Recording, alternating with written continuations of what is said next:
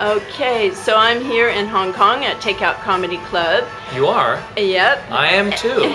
And who are you? My name is Al DUCHARME. I'm a professional stand-up comedian. I say professional because this is what I do for a living. I travel the world.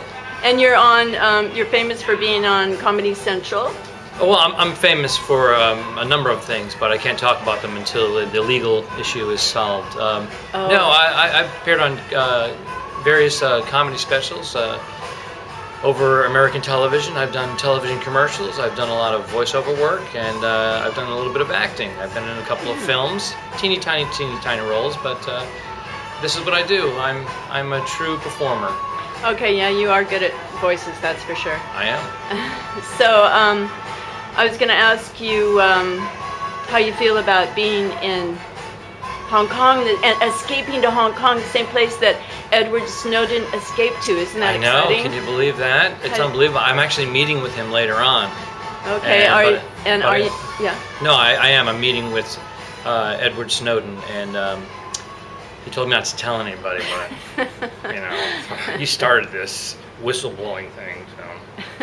So yeah, it's interesting what's happening now. He's kind of like a local celebrity at this point. Oh, they love him. He has a lot of supporters. Yeah, they do. They in Hong Kong, they totally support him. He's kind of taken my wind away out of my sails here. Oh yeah, that's right. Yeah, maybe I hate him. So, where do you stand on this? I mean, I know it's a political question and everything, but are you like, do you see him as a traitor or a hero?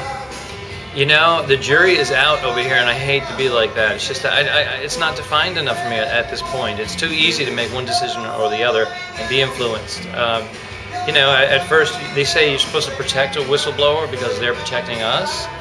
But then what he was doing was classified. He signed a contract, and he was hired as a spy. Get the hands for a second. Yeah, see, he was hired as a spy. So he knew he was hired as a spy, right? Okay. That's why I say I don't know enough about it. I don't know. So if you're hired as a spy and they're paying you a couple $100,000, and then you give up your secrets, then isn't that considered treason? Someone told me today that Sina Weibo, I think it's Sina Weibo, it's like the Chinese Facebook, because you know in China they don't have Facebook. We have it here in Hong Kong, but not in the mainland. Yes, right. So they have their own version, and they came out, their version of Facebook, saying they support him. Right. So, yeah, because they want the secrets. And most of Hong Kong, they just said, I mean, the average person supports him. Well, let's get to the other issue, and that's about privacy. Oh, correct? Right. Yeah. I mean, in this environment, in this world, if we're honest people, we're involved in all these social medias, websites, everywhere, and we're constantly putting our stuff out there for the world to see. And they collect our information, they know exactly where we are, what we like to eat, what clothes we're wearing, where we hang out. Now, listening to your private phone calls, yeah, I have an issue with that personally. I don't have anything to hide myself, but still, it's the privacy issue. I don't want anybody having access to that whenever they want. Now, what's funny about that?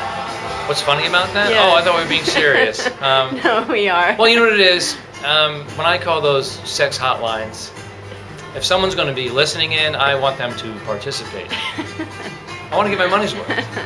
Yeah. I tried the best. I tried the best I could with that one.